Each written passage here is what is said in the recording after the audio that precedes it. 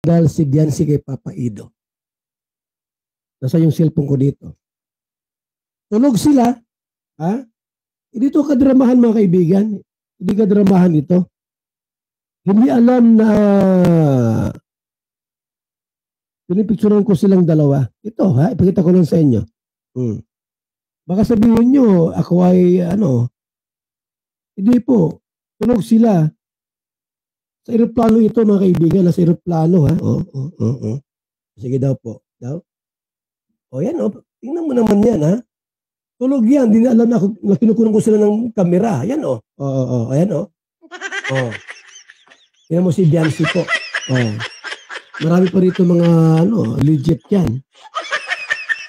Sabi ko nga sa inyo, kung ang isang babae po ay hindi mahal yung hindi niya mahal yung lalaki po, hindi siya magagayaan. Tingnan mo mga kaibigan, Tingnan mo po siya, Yan, Di ba? Walang video yan. Hindi yan kasama sa shooting. Walang kamera yan. Gising po ako. Yan, kinunan po siya. Tingnan mo naman yan, iikot yung kamera natin dyan mamaya-maya. Kuha ko ng mas magandang kuha. Inahiya akong baka magising ay. Baka magising si Biancy. Kaya nga, hindi niya alam po na binibidyohan ko sila. Yan, Off cam yan, ha?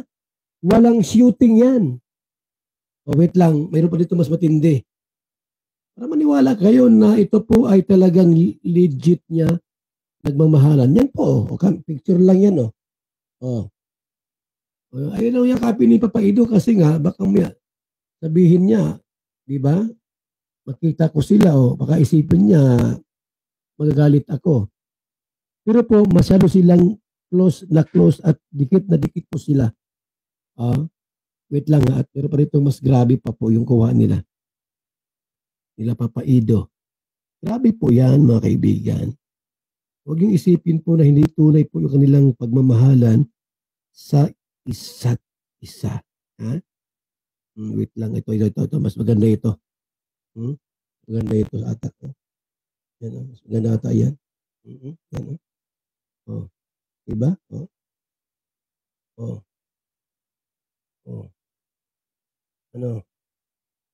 Ikot mo ang camera.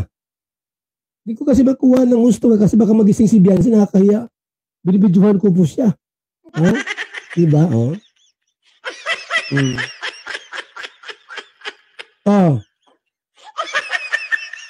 Ibig sabihin po niyan, mga kalingap, mayroong pagtingin o gusto po si Biancy at si Ido po ganun din naman. Kasi kung ayaw po ni Ido, abay, isa didikit yan. Ano po, di ba? Ang hindi niya type ang isang tao po, hindi didikit yan. O yung nagdikit nga ni si nagdikit nga ni po si Biancy Papa Ido, anong tawag dyan?